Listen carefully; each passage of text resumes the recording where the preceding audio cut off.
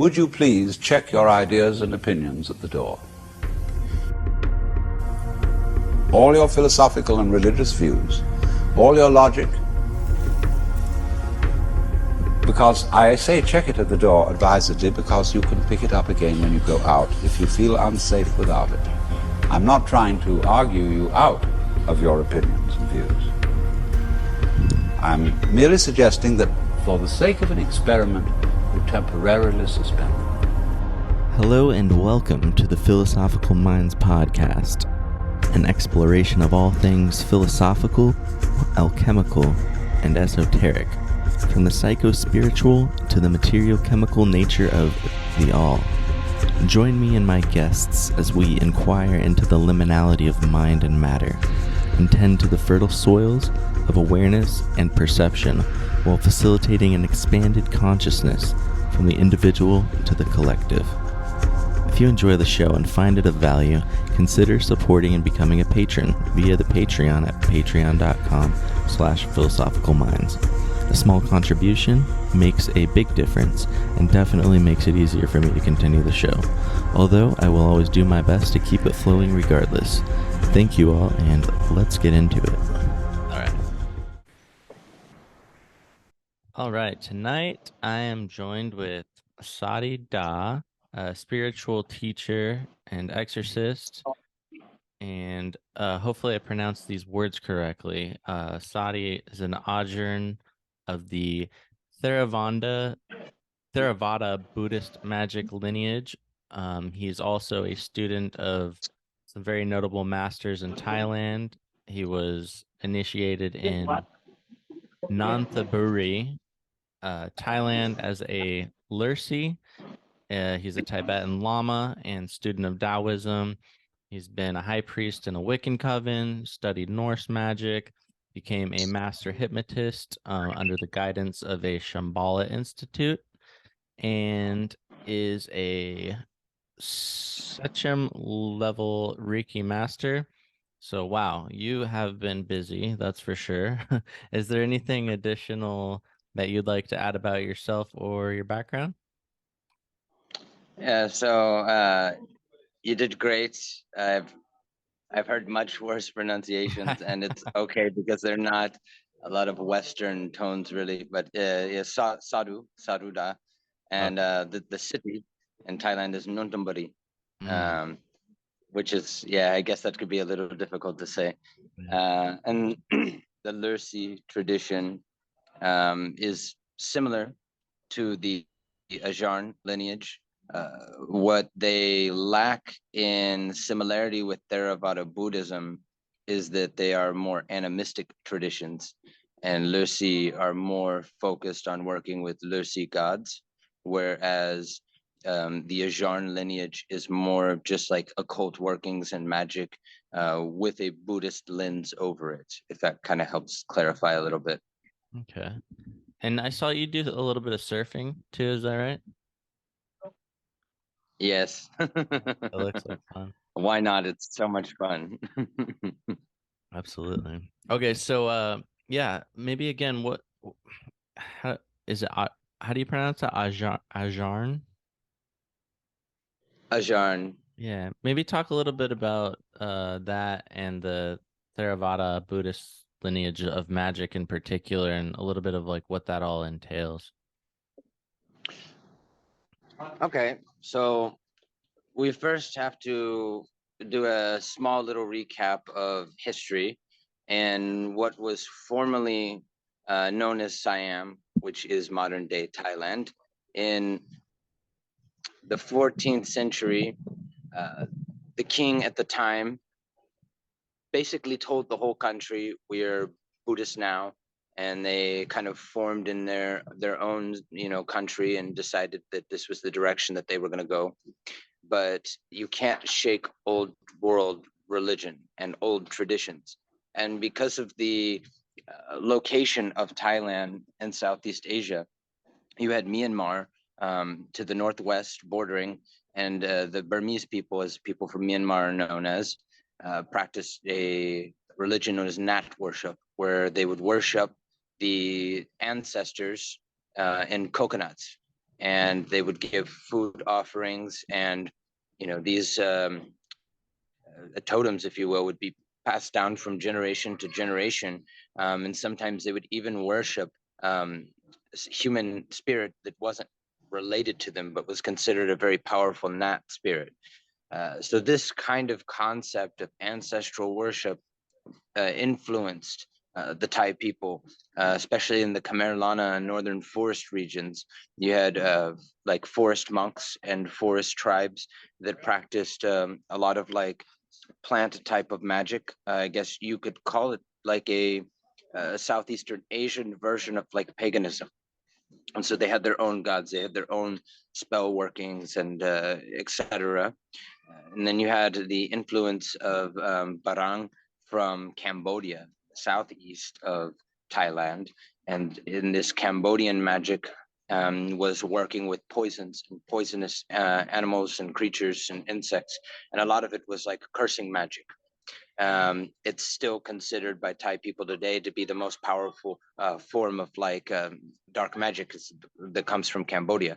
And a lot of monks will tell budding like neophytes or disciples and novice monks who travel there to not display your power or to not really brag about who your master is, because those Cambodian monks or these Cambodian masters might test you. And one of the things they could do within their lineage is they can say kata. Kata is like a prayer. We use it in Thai as well. And this kata has a power in it, this power of this spell and this language. And so they can pay attention and watch what you're doing and see what you drink, what you eat, what you like. And then they say this kata. And then the next time you eat or drink that thing, even if you're not around them, this takrut, which is like we have these in Thailand as well. They're rolled spell or a yant, inscribed on like buffalo skin or tiger skin, or even on different types of metal foils. And then you roll it up, and then you'll put it in a casing. You'll carry it for protection or to activate a certain kind of spell, like a living spell that lives on you and it blends with your auric body. But you can also send the power of this takrut to somebody else. And this is very high level of mastery. And again, this is whether you believe it or not, these are parts of the culture. And there are certainly people who live their lives by the belief that these things can happen to them. And so these dark masters will send buffalo skin takrut that will manifest and appear inside of the belly of somebody and then grow and expand, and it will kill them. So they get internal bleeding and hemorrhaging. Very nasty stuff. So we have the dark magic that comes from the southeast. We have the ancestral magic that comes from the northwest, and we have the more old nature type of worship and practice that comes straight from the north. And then you also have in the central area and a little bit all over, but they tend to come from either the east and move to the center, which is Isan province near Laos. You have the Lursi, and the Lursi worship these different Lursi gods, which were human at one point, but they transcend, not like a Buddha, but they transcend to like a god. So they become like a god, and they accumulate a lot of merits and karmas, and they help people. And in return, at some point, they can cash that out to become a higher deity. And so it's a very, very complicated structure of how the religion works. And there is distinction and difference between the Theravada Buddhist traditions themselves, when we're talking about the teachings of the Buddha, versus the aspects of the magic, which is laced under the Buddhism. And when we're talking about like a good example from the Buddha himself, this was a quote. He said, magic is a great distractment, or it's a great distraction on the way to enlightenment. So the Buddha himself had no qualm or issue with magic, but that's where we start getting into the concepts of global like mysticism, and how there's two ways to get to the same place, and it's just the expression that speaks most to your path working. But as far as the Ajarns, it's more using like charm waxes and helping people, and using protective like yants and spells and things like a hun peon, which is a little figure that acts similar to an egregore or a servitor. Is There's many different ways we could go in this conversation. Yeah. Is the Ajarn the in regards to the ancestral magic, or is the ancestral magic a little different? Because I think you'd mentioned it's different than the nature spirit type things. Maybe what are some of the aspects of the ancestral magic that you were talking about? So the ancestral magic has kind of become more back to Myanmar, and is less practiced in Thailand, but there are still aspects of it where people will create something that's become kind of newer in the last, I'd say, maybe 40 or so years, was they have what are known as Gumantong or Gumaritong or Luktep. And what it is it's a child spirit inside of a doll. And the old practice has been outlawed, and people still try to do it because the black market, you can make a lot of money doing this, but it's very risky, and it's not necessarily like morally wrong, but it is a little bit questionable. If a baby is aborted or dies of natural causes, they will have these graveyard ceremonies where they roast the corpse, and then they chanting. There's a lot of permissions granted from the land gods, and then there's different kata and spell binded with it, and then the end result is you get a gold covered with real gold, a gold covered roasted baby corpse, and that's why Gumintong means, in translation from English, it is little golden boy, and it's often nicknamed Thailand's little golden boy. So the families would sometimes go to these people, these monks, these masters, and they would ask, my child's died. I still want to work with their spirit, to give them a life here, and a physical vessel to be contained within.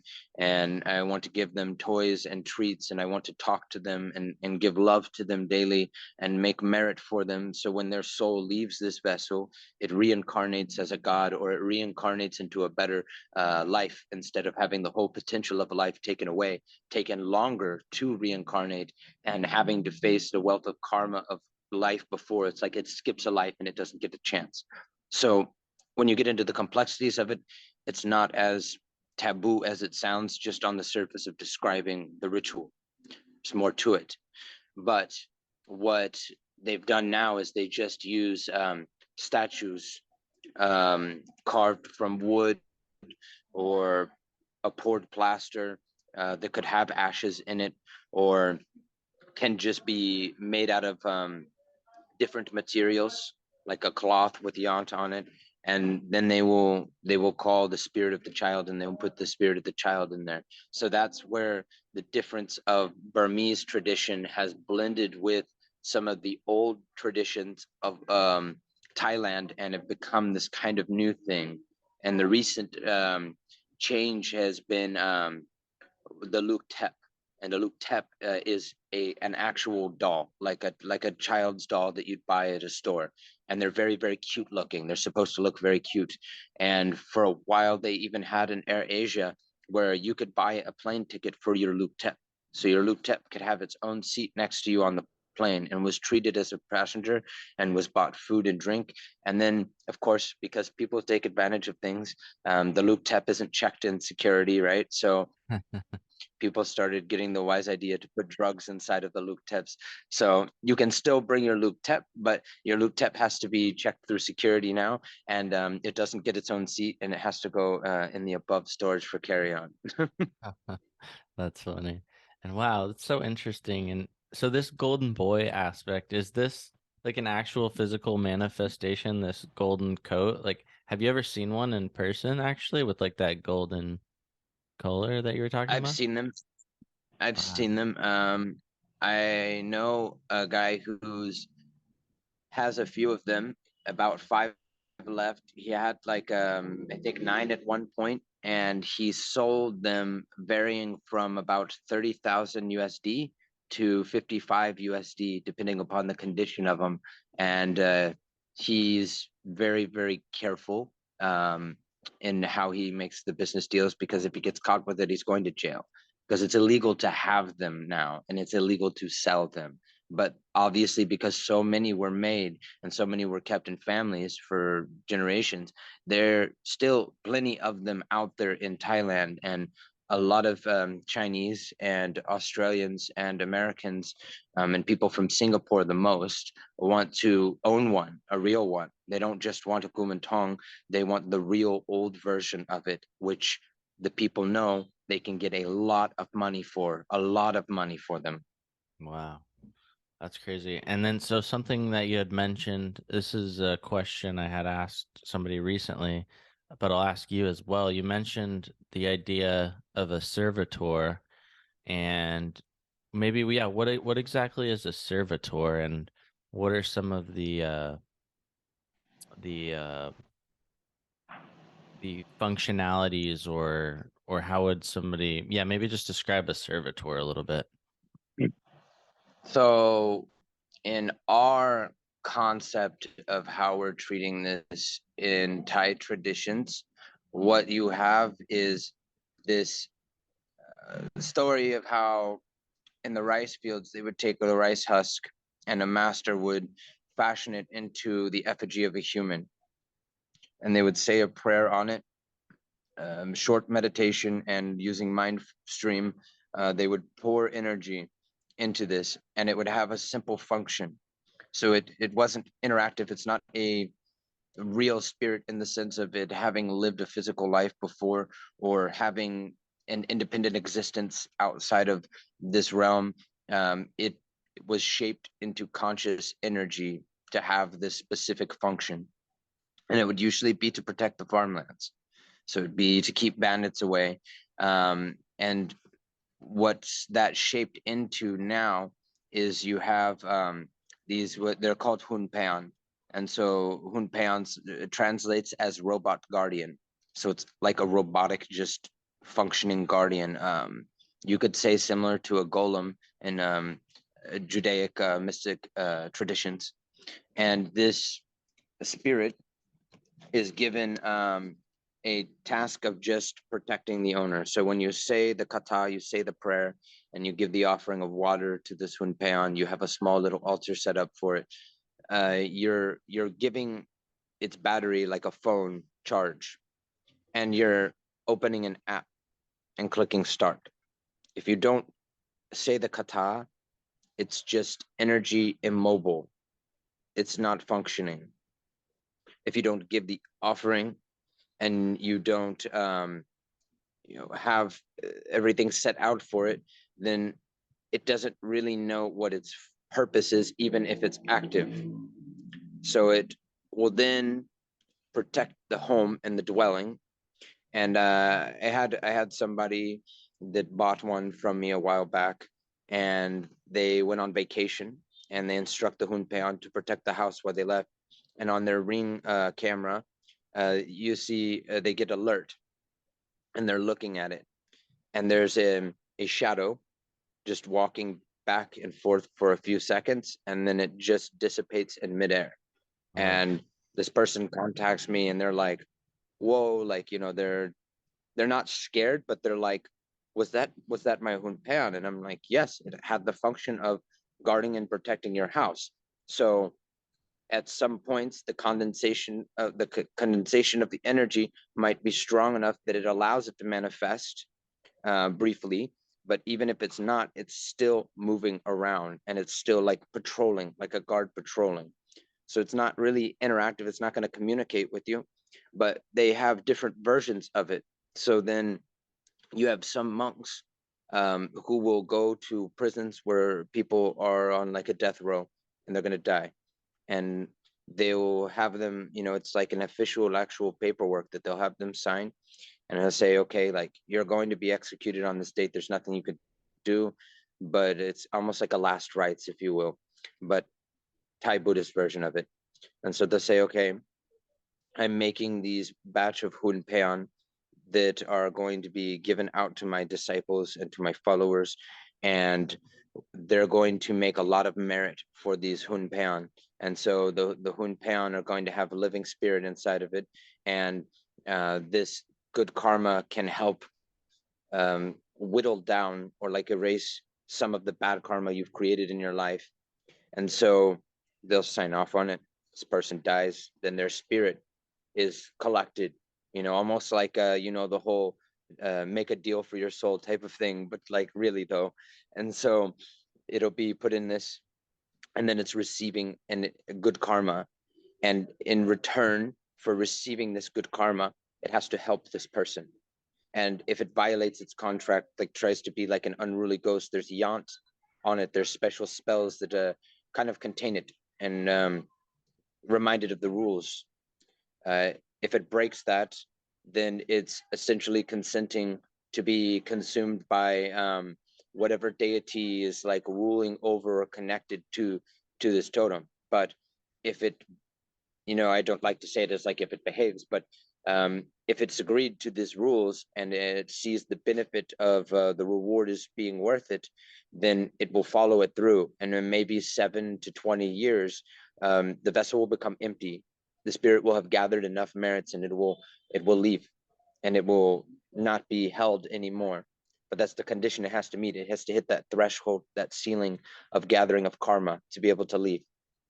And then what will often happen is the empty vessel will be then taken to the same master or a different one, and a new spirit will be put inside. So almost like swapping out a battery.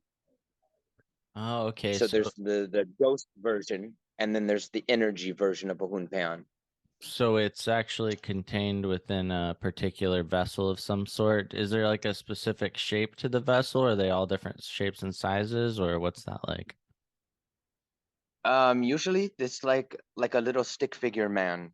And they can be made out of just broken incense sticks or like used incense sticks, and white thread, holy yarn that's been prayed over, and just, and I mean, and it doesn't look very like aesthetically impressive, but the old hunpeons were just like a husk of rice, and just like crisscrossed, and then with a loop head on the top, and that's what they were. Some of the fancier ones that are more expensive, not necessarily more powerful, but because of the aesthetic of it, can be like a plaster little statue, or can be filled with powders. And some of them are like made out of a cast of metal, can have the appearance of like a strong Muay Thai fighter, or like an old Bangladesh warrior, and then can have the yant imprinted all over the body, and they look really cool. So there's varying levels of what they look like, but the old style was very plain and not something you would really think anything of seeing on a desk, or in a home. It just looks like something some kid made, really. Oh, and so theoretically, could you imbue, I mean, could you put this energy into your own sort of shape or structure of anything, or is there a particular something special to doing it within that traditional way of these little like stick men? Or yeah, what do you think about that? That's where it becomes um interesting, as far as what's tradition and what's popular. So, because it is tradition to do it that way, it doesn't mean it's the only way that it can be done, because it's an occult science, right? So, you could make it in the shape of a rhino and still call it a hunpeon. Um, you could take a flower pot and you could embed the spirit within there. I mean, there's definitely a different way of doing it, but the problem in Thailand specifically is that people aren't going to recognize it. And when they think hunpeon, this is what they think. So they might not trust it because they don't know its power, or they don't know you as a master.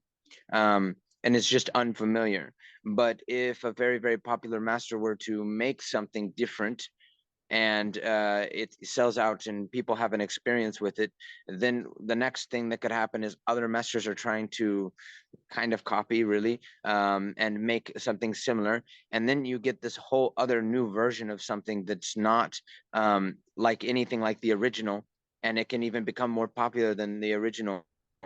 It's the same thing that's happened with Gumintang as of late. So there were two different versions that came out after the Luke Tep. So the Luke Tep was like an evolution of it. It's like Child Angel. They made him look less scary and creepy and more like a beautiful, like tattooed looking baby doll that looks awesome, really cool actually. And then the version that came after that, people kind of go through fads with the amulets. It's kind of funny. It's like fashion in America, but Thai amulets in Thailand. And so then Aikai became very, very popular. And Aikai is like he's a monk and he's also a Gumantong. So it's very interesting because he's like a combination. So he's something completely different, completely new. And Aikai was there's a very, very famous, one of the most famous monks that's ever lived, and it was like over 300 years ago. Lompo Tuad. Lompo Tuad was this famous monk, and in his temple, he had a young little novice monk, a little boy, who was his disciple, his apprentice, really. He was teaching him everything. Well, Lompo Tuad goes um, on on a pilgrimage one day. He left Aikai at the temple, and Aikai, the way they describe the sickness, it sounds like maybe he died of something like dengue fever, because he got a fever that struck him suddenly, and then within 2 days, he burned up and he passed out and he never woke up. So obviously he died of some kind of illness, but they deified him. And what made him really interesting was they give offerings of roosters, rooster statues, and firecrackers. Hmm. And there's an Aikai temple that has no monks at it, and it's just thousands and thousands and thousands of rooster statues. And they will come there and they will leave a rooster statue and they'll pray to Aikai for gambling. Over here, they don't have like lottery like in the normal style that you would be used to. They have something called 4D, but it's pretty much the same. You pick your numbers, that kind of thing. And if they win, they will promise Aikai they will come back with more and a bigger rooster statue. So some of them are huge, Hmm. huge, like 6 meters or something, just like a giant statue of a rooster there that somebody had donated to the Wow. temple. And it's really, really impressive to see. Yeah, it's colorful. And then Aikai is mainly known for like gambling and for money. Whereas like Gumantong Lutep can be like a spirit helper, can be to help you with anything really, with love, with luck, business, etc. But Aikai is mainly worship for gambling and for money and finance. So then after Aikai, what's most popular right now is one known as Baby God. And so Baby God is it's literally what it sounds like. It's a baby god, but it looks like a baby. But it's a god and it's a baby god. And it's so adorable. It's so cute. It really, really is. And that's what's really popular right now. So Wow. people still have Akai statues. People still worship Gumintong. People still have Lutep. But right now, what everybody's buying, what's most popular and being sold and traded is the baby god. Wow. What an absolutely fascinating culture. It's just so much different than how we operate here in the Western world. It's just like they're all so tuned into the spiritual nature of things, it seems.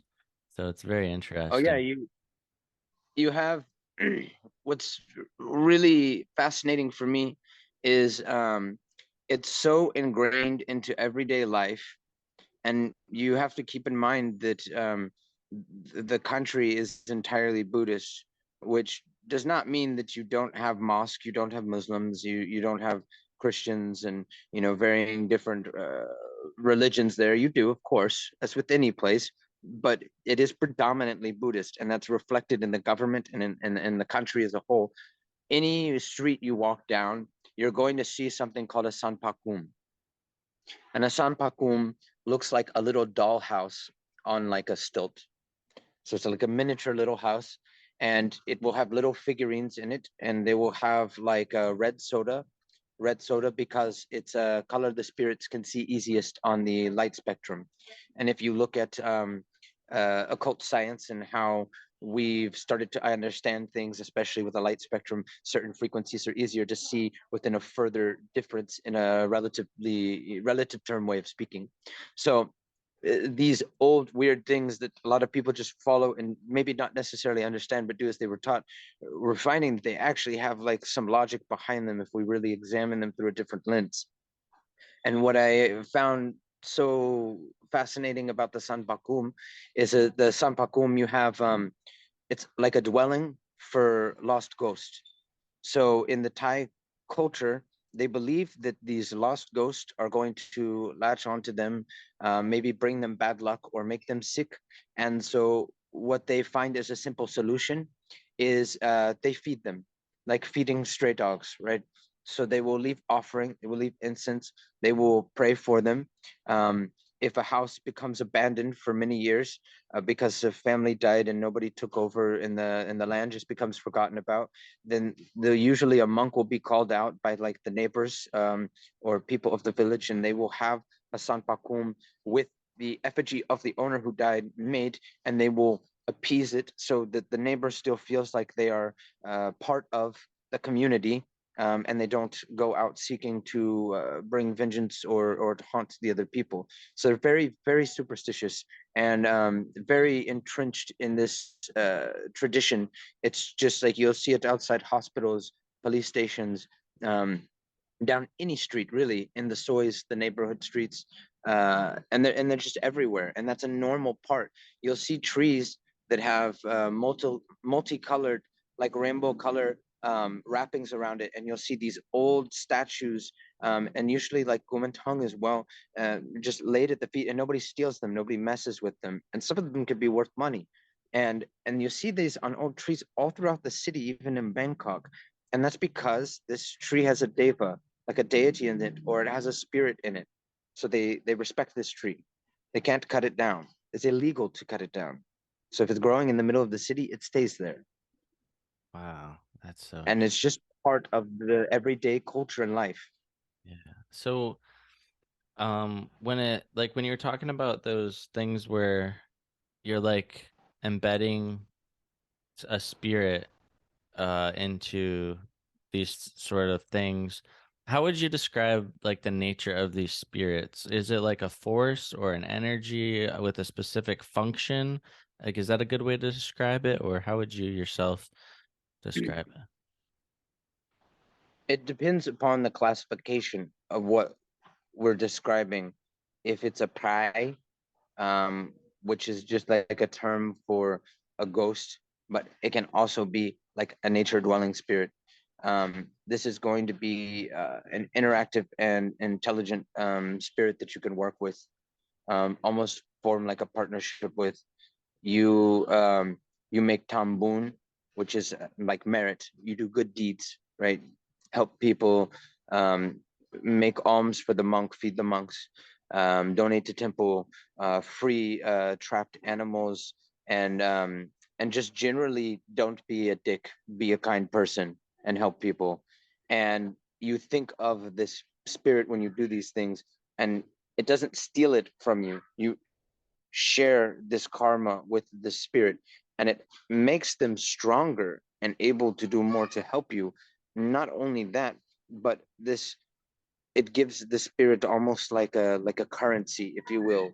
Hmm. um and then from there, the spirit has better ability to help within the physical realm and with the physical things that we want, whether that be like our business being more successful, or to find a love partner, or to make friends, or just to have natural luckiness anywhere you go. They can kind of shift and influence things a little bit with what you're already trying to manifest.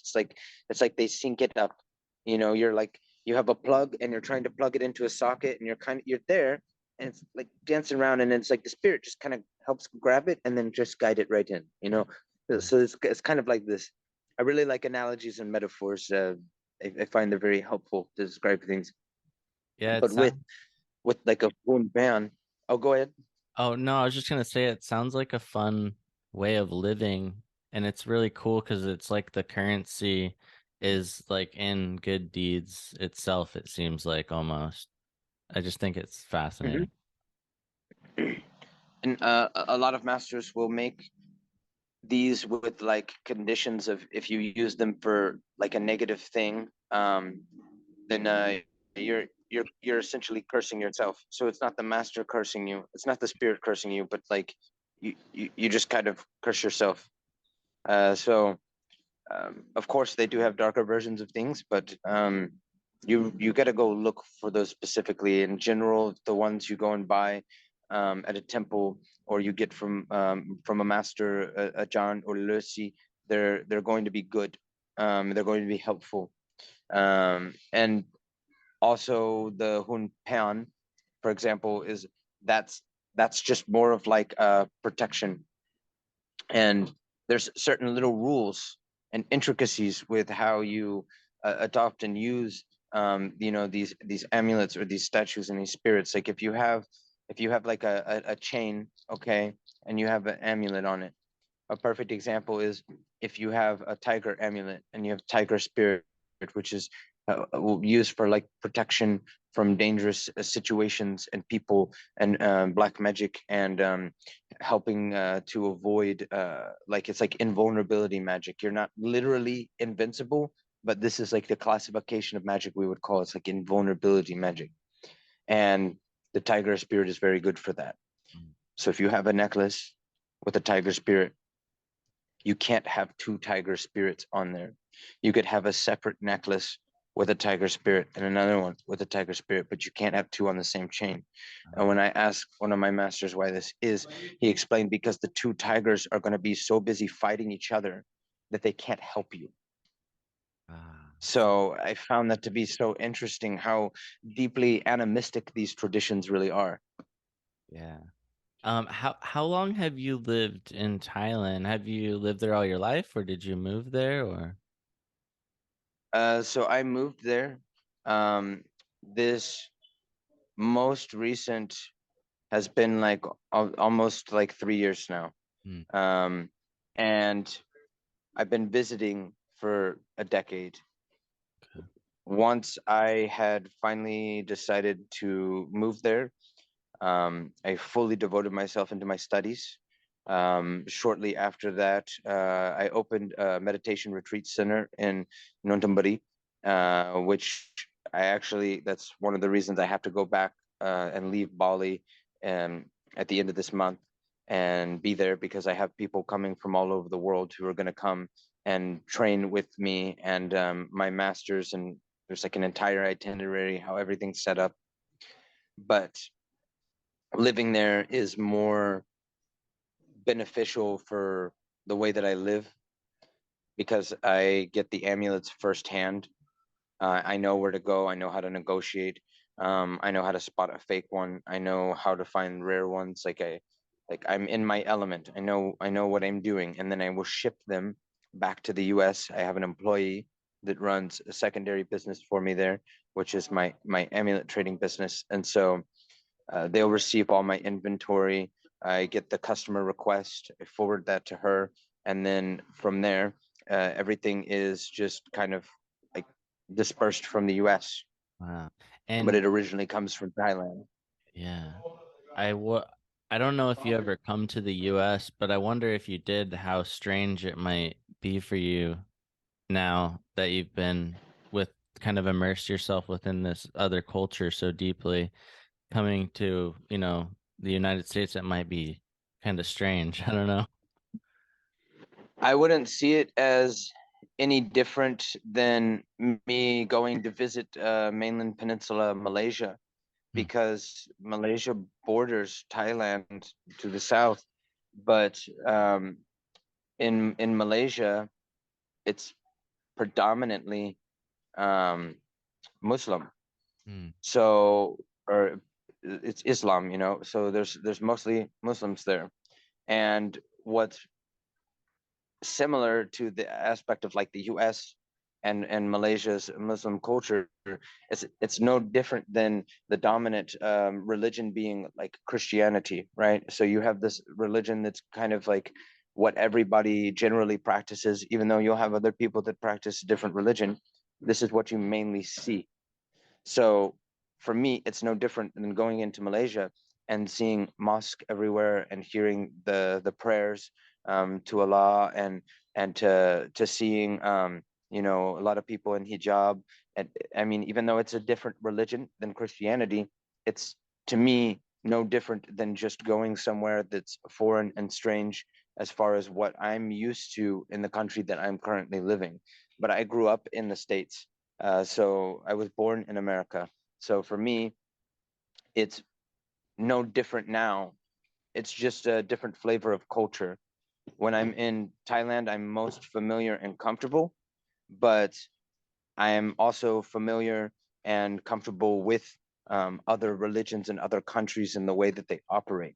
Mm. And I think that's the best thing somebody can do, is get out of that comfort zone Yeah, and just kind of absorb. Even if you're not wanting to convert to that religion, it doesn't hurt to learn about it and to understand, you know, the customs and the culture of the people. If anything, I think it makes you a wiser person, a kinder person, and um, somebody that can get more out of life. absolutely. Yeah, I look at your social media often, and you're always just interacting with so many people, just smiling and laughing and having a good time, and it just seems like you're just having a blast. And you're also a Tibetan Lama, is that right? Yes, under the Bonpo tradition. Yeah. So And that's typically what you would call Tibetan Buddhism is Bon or Bonpo. what exactly makes a llama a llama? Like, what does that mean exactly? I don't know. It's their version of a monk. Oh, So so when I talk about a Thai monk, if you wanted to use the appropriate title, they're called bhikkhus. But mm, everyone just says monk, you know. But a lama is a monk within the Tibetan lineage, um, and you have a similar structure and ranking. Like, so if you have a Rinpoche is someone who's truly embodies the elements of selfless compassion for humanity. So it's no different than like a bodhisattva, and it's no different than a very highly respected LP in Thai traditions, which is Longpo, or you also have a Longpo, which it means like a saintly grandfather. So it's like a big term of respect. It's like you're acknowledging somebody that's put their lives into this path working. Now, what's stopped me from becoming a Buddhist monk in Thailand is because, I'll be completely honest with you, I enjoy alcohol and I enjoy women, and I'm not even ashamed to admit that. mm, But you can't do that as a Theravadan monk. You can mhm. as an Ajarn, you can as a Lursi. Some are more strict about certain principles and traditions, but if you're seen drinking a chong, like a, you know, beer in Thailand, if you're seen drinking a chong and you're wearing a robe, oh, you're going to be crucified by the people. Oh, Like that will never fly. You can't do that. But if you're seen and you're known as an Ajarn or a Lursi, and you're in a restaurant or something and you're drinking, um, people aren't really going to say something to you. Some might not like necessarily like that, but they're not really going to have the grounds to create a conflict with you of like a disrespect of this religion, or you're violating certain you know, sacred principles. But in Tibetan Bonpo lineage, you can grow your hair out. You can have a wife, you can have children. Um, in moderate amounts. There is some consumption allowed of alcohol, but not to the point of feeling intoxication. mm, Um, it's something that I went through and learned and was gifted with, like, you know, the title, if you will, but it's not really what I follow these days. It's just something in my repertoire. What I mostly follow these days specifically is Lursi pathworking and Jarn pathworking. And as a Lucy, I have like, this, it's not real tiger fur because that's illegal, right? But it's a tiger fur that goes over the body. And you've probably seen on my Instagram like the tiger attire, and then it has Yant written inside of it. And the one I have is uh 25 years old, passed down to me from my master and his master, who's been deceased for 6 years now, and has his handwriting Yant on it. So it means a lot to me. It's something that has a lot of sentimental value in it, but it also has a lot of power. So when I do blessings, or when I go and I help people, um, it's very strange, the way that I am treated, because if you say in America that you're a shaman, um, some circles, okay, that's cool, but mostly nobody really gives a shit. I mean, if we're being honest, nobody really cares. You're a shaman, okay, cool. But over in Southeast Asia, it still has that cultural respect of ancient tradition. So I'll see people that that meet me, and they'll pay proper respect when I'm in my attire. And these are complete strangers, these are locals. I am not from this country, and I'm being treated as if I'm a holy man in their tradition, and I am rightfully so. But it's a cultural shock to be treated like you're inside, you know Definitely. and so I always feel this very immense amount of gratitude. We did this Waikru ceremony before Songkran. So in April, it's like a Thai New Year. That's when they celebrate Thai New Year. And right before, we do a bunch of these really big ceremonies and rituals, calling all of these gods and asking for, bad karmas to be wiped away and to bring in good luck for the new year. And you're doing this for a lot of people. And I would have these people that would come to me, and I'm with my master, with my teacher, and he would instruct them to come to me first to receive blessing. And then I would give them, like, from the ceremony, the incense that goes in all the food. Then you give some of the food to the people who come to you. You give them a blessing, and they receive this food. Then they go to the big master, and the big master gives them a blessing, and then he reads their fortune for the year coming. Then when they leave, they share this food and they eat it, they consume it. We're not allowed to eat it, even though we pay money for this food, a lot of money. I paid the equivalent of 400 USD for one of the ceremonies of food, which, if you can comprehend how much Wow. 400 USD will get you in food in Thailand, it's a Yeah, shocking amount. I would say. It's a shocking. That's amazing. Oh, I think you're okay. Yeah, I can hear you. Cool. Yeah, I wasn't sure. All right, cool. Yeah. Yeah, that's amazing, and how beautiful is that you're able to do that. That must be so rewarding.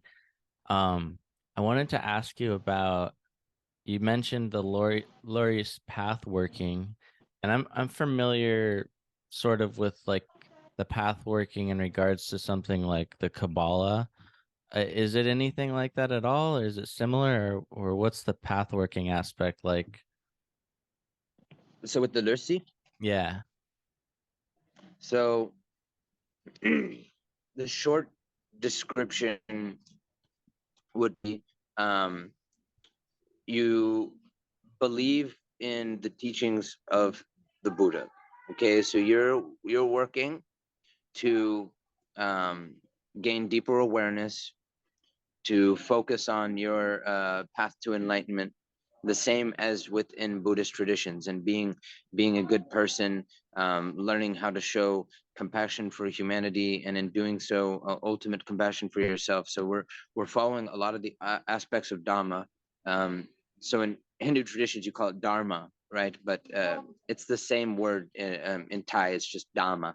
So we're practicing those same concepts and that same way of living.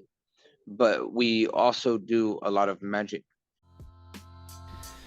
If anyone out there is interested in purchasing any elixirs, spagyrics, alchemical formulations of any kind, do go and check out medicinebuddhalabs.com.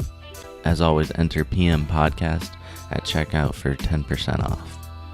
Also, Potable Gold are unpotable.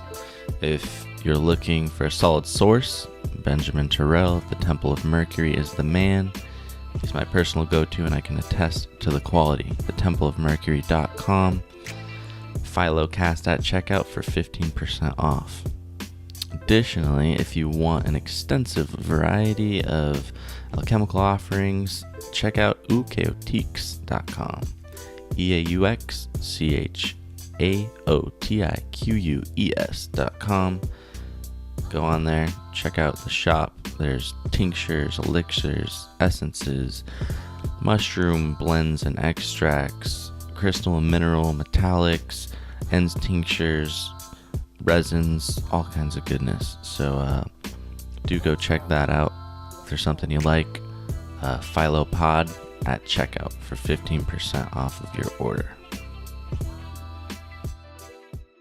So we're working with these specific spirits, and oftentimes in big ceremonies, you will allow the Lursi gods to possess or take hold of you, and in this state, you're blessing as if you are the god, and you'll bless people, you'll empower amulets, all kinds of different things. So there's God possession within Lursi tradition, which is not necessarily common in any type of Buddhism, actually. But so that's one aspect of it that's kind of unique. And then you have this use of plant medicine. So we want to preserve the human nature with nature.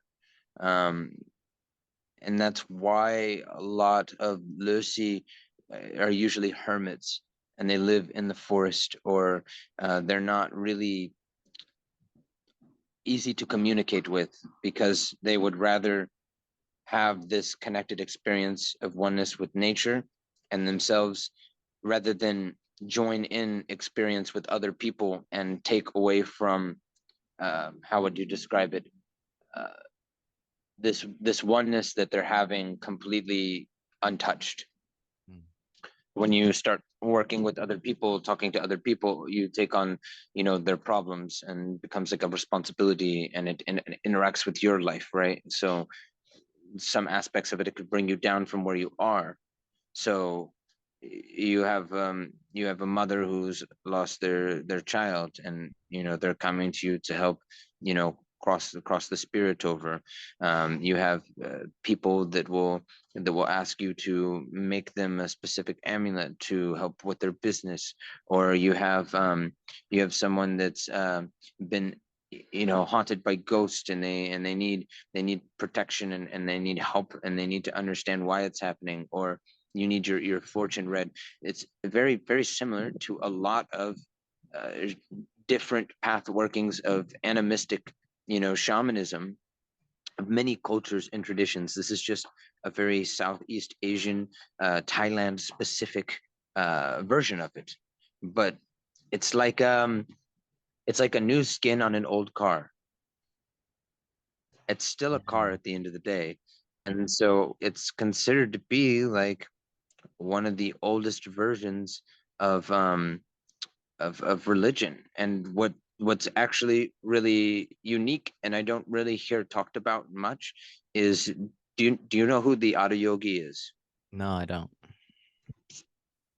So Shiva is known as the Adiyogi, the first yogi. Oh, okay. And the Septarishis, right, were his followers that he taught all these things to, and sent them out across the world to expand and raise, and evolve mankind's spirituality. Well, one of the Septarishis was who kind of brought that into Southeast Asia, and then blended it with the natural animistic practices that were happening. And it's why like we wear the tiger like the way Shiva does. It's why we wear our hair like this. A lot of us do. Not every Lursi, but this is not an uncommon for the Lursi. I had it before I became a Lursi, but now it just makes even more sense to have it. Yeah, so it's actually a branch off of the lineage of the Shivite, of an ancient Shivite who followed Shiva, in ancient India. So it's really, really interesting because as I talk about it and describe it right now, you know, you can see that everything branches from Yeah. something. So it's just a branch from Shivite traditions. Yeah. I have a question that you might be able to answer. So I love like different Buddhas and stuff. I just always have had like an affinity for collecting them or paintings or whatever. And hold on, let me actually grab. So like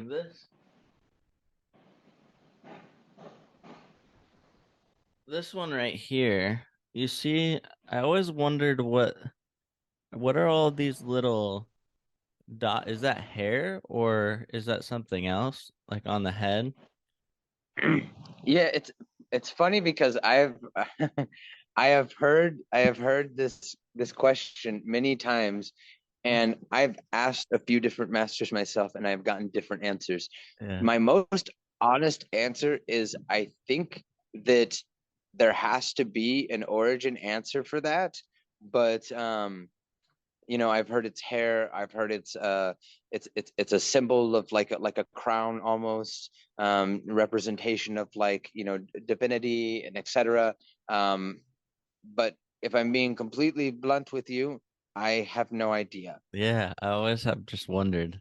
I'm so curious. Yeah, And no, then it's a good question. It is a good question. yeah.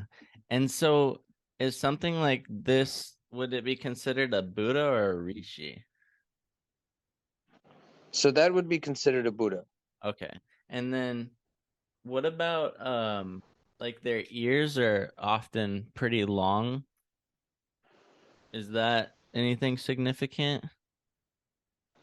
So one of my masters told me that it's a symbology of hearing more in the sense of being more attuned to the cosmic vibrations and the frequencies of all, universally kind of connected and tapped in. So the symbolism of bigger ears is like hearing more, right? We would think the natural um effect of having like a bigger ear would be maybe you could hear better, right? So Mhm.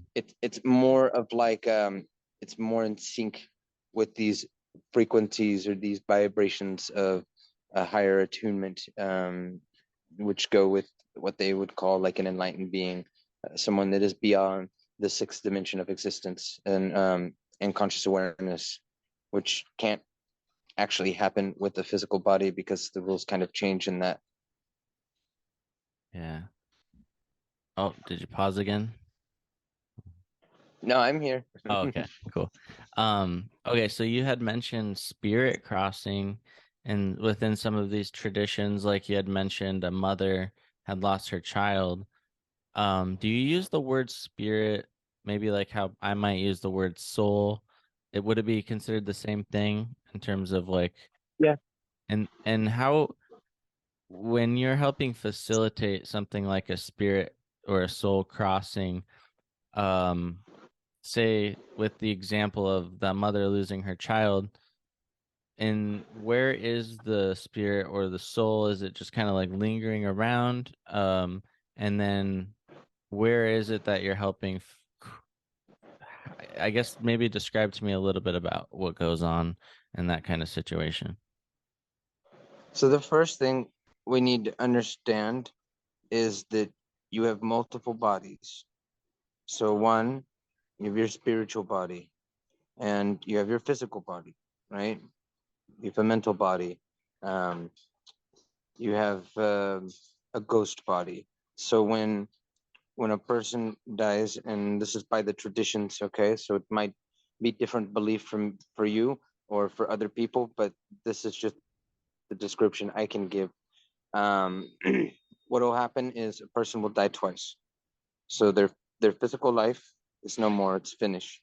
Then they're ghost.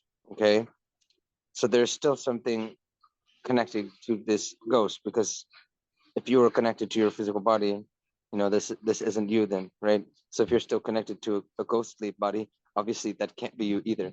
So this ghost body will die also. Now, when the ghost body dies, because it has a signature, a connection of, even like when your physical body is gone, if someone's dead, you can still, get the DNA from the body. You can still say this is this person.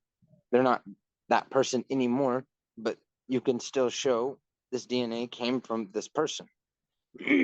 So it's similar with the ghost body. So this soul, the more pure aspect of that consciousness, will will be guided or crossed in some way to its next lesson.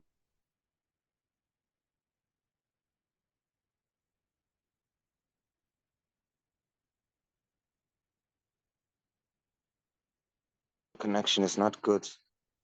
Okay. Yeah, the No, where you there you you go. you dropped off where you were saying uh you were talking about, actually I kind of spaced where it was, but the ghost body. Okay, yeah. so this has like that DNA of the person that was, and we would use that, and we would empower it and give it prana, chi, energy, right? And give it function and purpose, work with it as it was still that person. And so when it eventually dissolves, when it crosses, it's taking back to the original frequency it came from everything it's accumulated and gathered, all the good karmas goes back. So it's a little complicated, but also it is simple. So you're basically working with the spirit in two different ways. Yeah. Does that make sense? Yeah, for sure. And so with the ghost body, does it itself have a specific duration of time until it dies? Is it um very quickly, or is it sometimes long, like a very long time, or does it just depend, or It really does depend.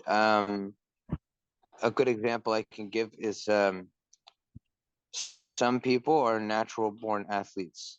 They have higher endurance, higher skill levels, and the ability to do things that we can only merely be entertained by watching, because we just are not on that level. Some people are very sedentary, um, lazy almost, and still have good health. And some people are very fit, but are very sickly, right? So you have different combinations of how people are naturally, and that this the same goes for their spirit as well. You could have a very, very, very powerful spirit that just burns out so quickly, but you could have a decent strength one or even a weaker one, and it could last for over a century. So it really depends on three different combinations of things, and that is the level of skill and application of magic of the master. The second, the spirit's own um, awareness and temperament. And the third is the strength of that spirit. So those are kind of the things that really go into account and matter for. And when we get into the complexities of some of the magic, there are certain spirits that will be used more, such as like a spirit that's a suicide victim, or if you're making a very specific type of amulet, you might need somebody that died on a Tuesday and was cremated on a Saturday, right? So there's the aspects of lunar cycles and astrology that play into it as well. The mixture of different ingredients and magical herbs that can be employed. Then there's also the very type of spirit material, like because when we're talking about like prize spirits or any type of spirit amulet, most of the time, not always, but most of the time, they have actual human ingredient in them. And to a lot of people in the West, it'd be very strange to have a necklace that's made out of the forehead bone of a little girl who was run over by a car. That would be very, very strange and taboo, and maybe even too much for some people. But in Thailand, it's something somebody will get excited over, or they're going to want to ask you more about who the master was that made it, or they know that master and they have a different amulet and they want to show it to you, or they want to know what kata you use for it. It becomes like a trading like Pokemon cards kind of. Yeah. It's like, you know, oh, you have a holographic Charizard. No way, I have this first edition Pikachu. So it's like it's very, very different Yeah. the way that they look at the amulets and I, how they use them. yeah. Okay. And in your perspective, in terms of souls or spirits that we as humans have, once, and maybe it's different depending on the individual's level of karma or lessons or whatever, but are there is there an understanding or perception as far as what happens? Do we just get reborn into another vessel, or do some people ascend to a higher order beingness, or what's your perspective on all of that?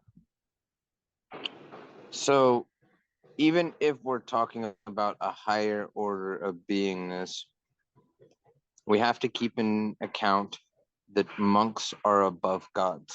Gods are below monks Hmm. because of what monks represent.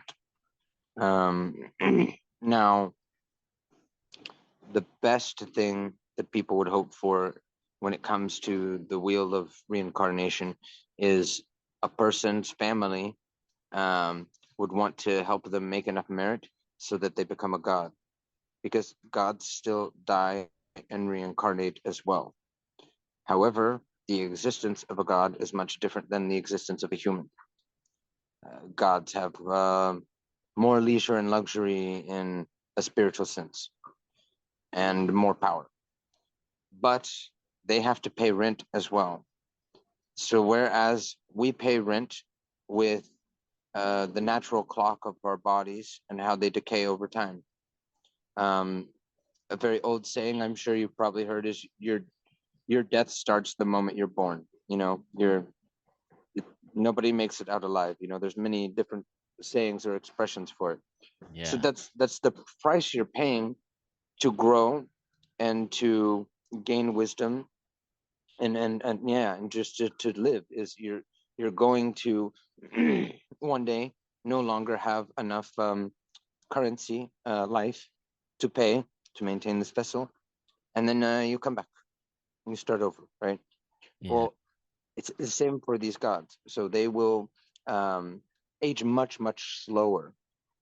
But once their karma runs out, they will become um, really, there's many different things that could happen to them. There's many different things. Becoming human again can be one of them, sure. A dispersal of atoms, etc. I mean, it gets really weird, and it's complicated depending upon which aspect of the culture you're asking. But for simplicity's sake, let's say that they get kicked out of this heaven realm or this god realm, which might not even necessarily be a heaven realm itself, but just a god realm, and they get kicked out of there. So how do they stay there for so long? Well, they make merit and karma, and people worship and pray to them, and they answer their prayers, and they help them, and they do these things, and it's like putting money in their bank account each month. All So right. some of the most popular ones stay there for a long time, and then if they change the position, right? Something graduates and goes somewhere else. You're not there. You don't know that. How can you know that? So some of the gods that are worshipped, it hasn't been that god in a very long time. It's a new god, but it's wearing that mask because that's how it's known. That's how it's prayed to. That's how it receives, its karma bank. You know, so it took that position. It's now that god, but it's not the same god that was there originally. if that makes sense. Yeah. Have you ever met maybe any of your teachers or anybody that you've associated with that has remembered their past life? Quite a few. Yeah. It's pretty common with monks and masters who have a high degree of meditative practice, and it's not really strange over there. I mean, maybe some people believe you in the West, some don't, but in general, it's not really like I guess just like a norm. Yeah. But over in Thailand, it's not really weird at all. It's just kind of part of you've been here before, you'll be here again type of thing. Yeah. And some people remember, and usually they're people who have that strong meditative accruement over years. Have you But yeah, I knew many already. I could give dozens of stories. yeah. Have you ever met a pretty well experienced spiritual teacher that has gotten Alzheimer's? Because I've always wondered about the memory aspect of your awareness and how for some people it kind of fades away as they get older. And then is it possible for those individuals or those souls to be reborn and then remember their past life again? And like, I just find it so interesting how the memory kind of fades away and then does it come back or So I haven't personally met a monk who has Alzheimer's or has had it um, and died, but I wouldn't say it's impossible that that's out there. It's just most of the monks I meet that are in their 80s, they're very with it. They're mentally sharper than um, elderly people within the same age bracket that I've known or engaged with in the United States. I think the meditation really does help with the aging of the mind. There's one monk I know, Lompo Lutep, who is the inventor of, well, his actual name is Lompo Itnang, but everyone calls him Lompo Lutep because he was the one who made the first Luktep. He's a very, very famous monk. He's in his late 70s now, and he's dying of kidney failure. He gets dialysis regularly, but he's very aware of his situation. He's very in tune with his body and has a general understanding that he's not going to be able to maintain much longer. And he's told me before that if he wasn't focused and he wasn't concentrating on holding it, he said his spirit would have already left his body. He would have already just died. But he's willfully engaged in holding on to his body as long as he can right now, not out of a fear of death, but there's a lot of people he still wants to help while he's here. yeah. So that's what he's aware of and doing, which to me is like very impressive to know that you're dying and face that and just keep living life as normal Yeah. with that awareness. Yeah. In your tradition, Um, are there any restrictions in regards to your diet? Is meat consumption, is that popular or unpopular, or is it a mix within some of the circles that you It, are associated with? it's a mix.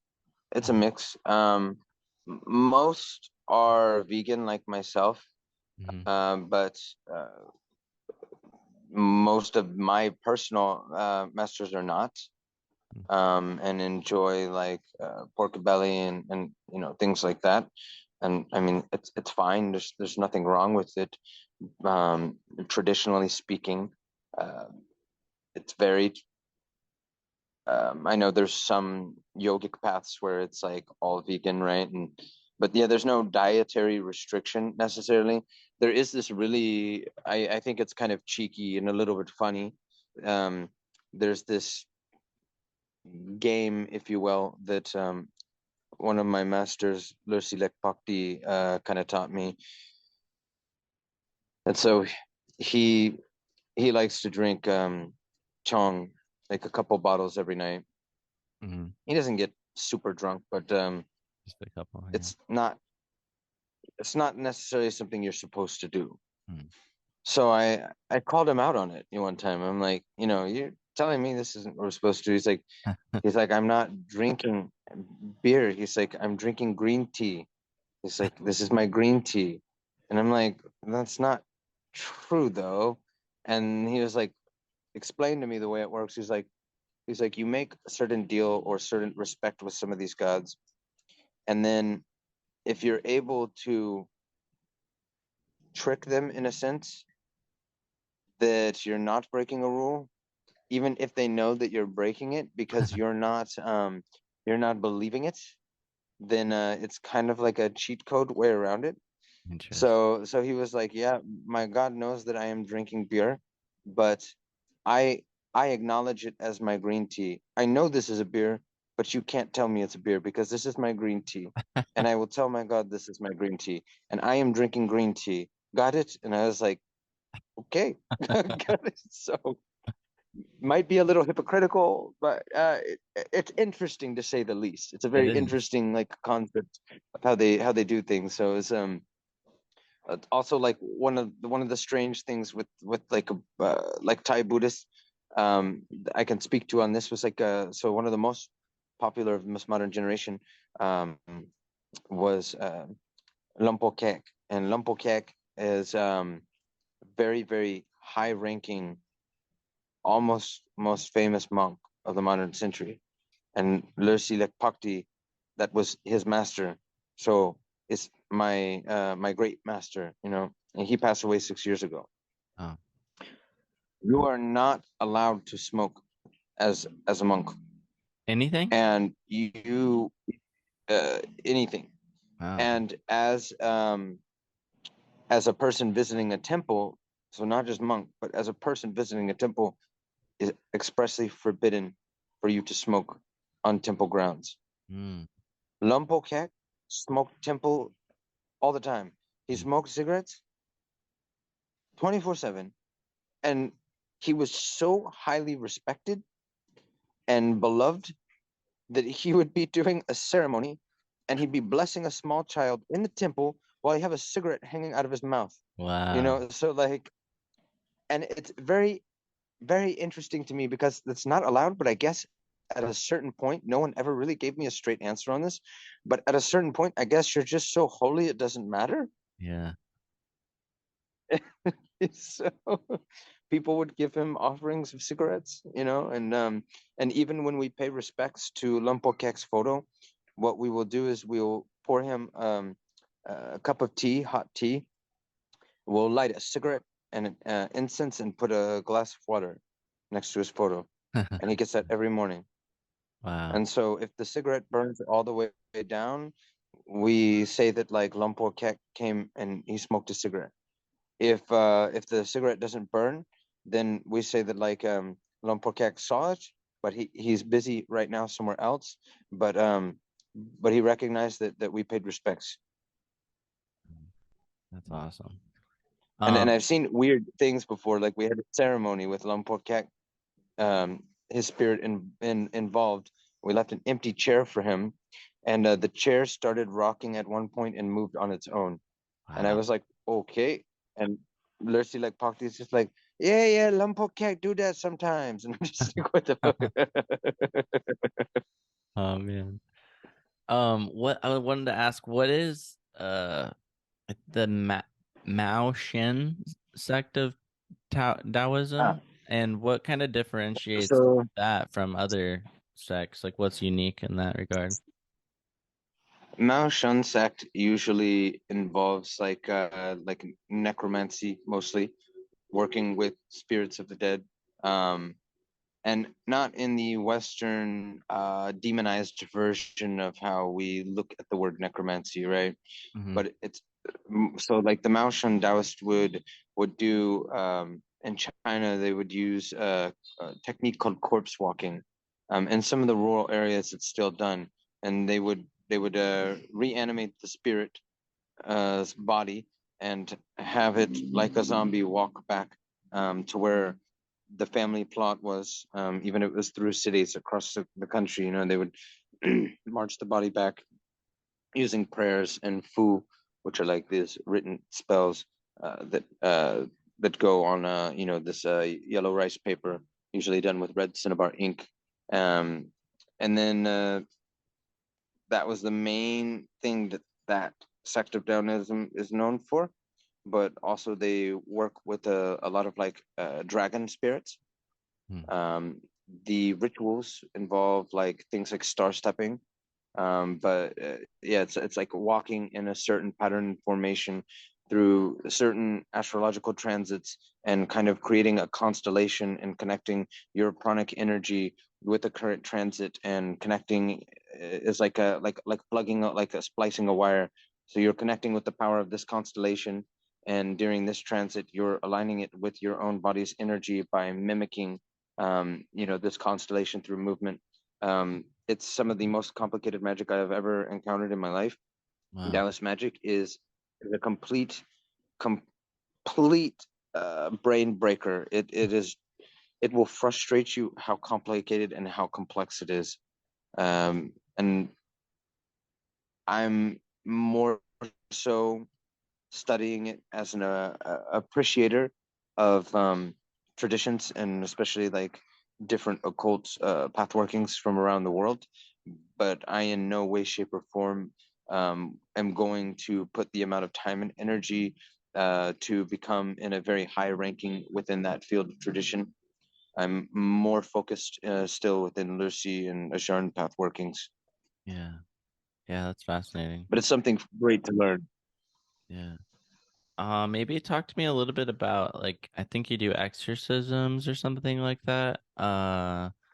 Does that have to do with like removing particular demons from people as we would know it of in the West, or how's that all go? There, there's such there's such loaded terms, Mm-hmm. especially because of Hollywood and the like. But sometimes I will have people that I have to go and help who have, a situation where there's a malevolent um, force of quasi-physical intelligence that is anchored within a home or with a person locally, and their lives are ultimately being affected in a negative fashion, and it declines to the point where sometimes murder suicides can happen, or someone can take their own life. Usually that's like for a big feeding, and then it will hitchhike and jump to another person, right? These negative predatory quasi-physical beings that aren't from our dimension.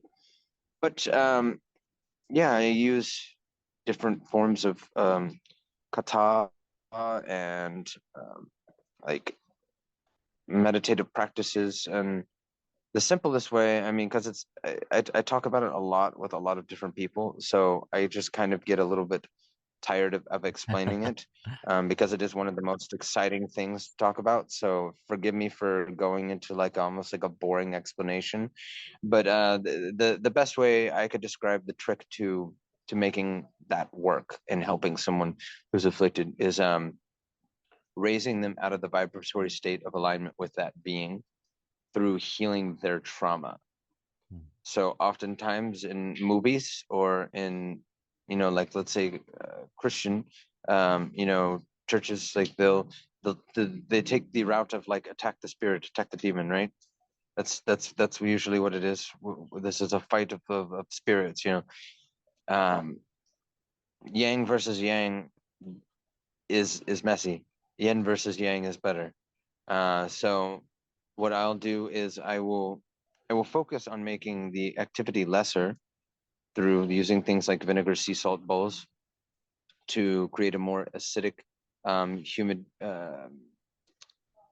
climate in the room, which will dissipate and make it hard for the electromagnetic cloud that these things are to form and condense to then induce paranormal phenomena.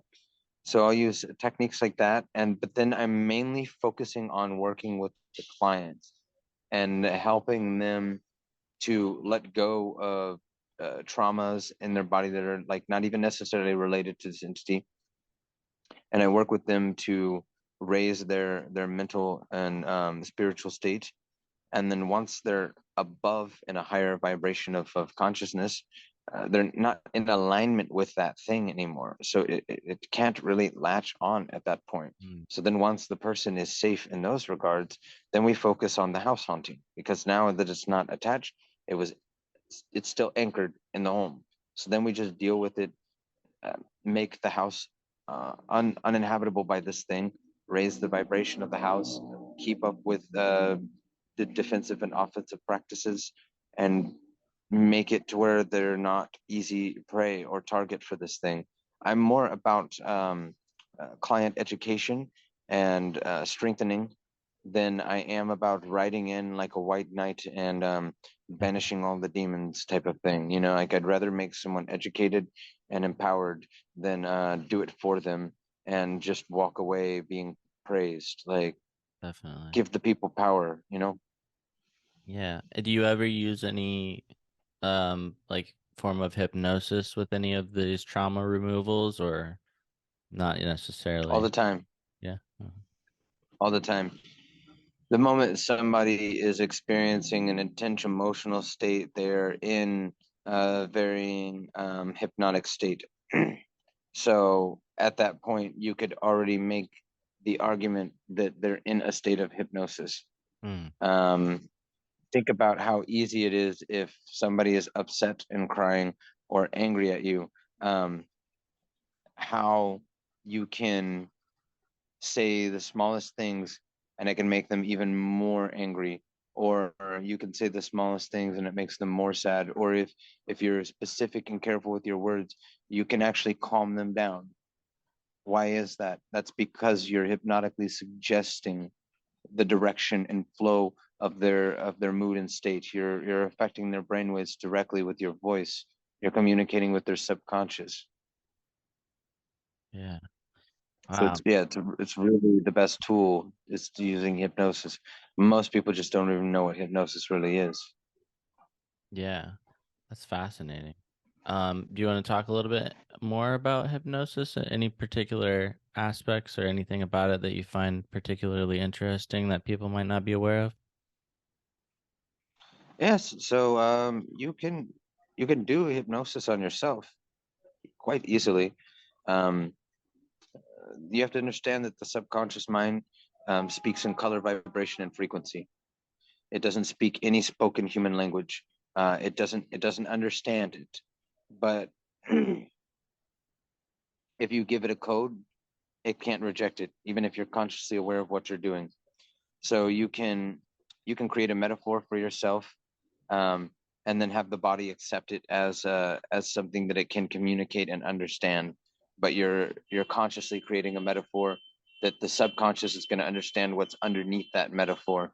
For example, if I were to focus on a feeling when I feel when I feel stressed or I'm in a stressful situation, if I can identify in my body where the chemical responses are kind of like focusing, um, and the synapses are being overloaded, then I can target that area.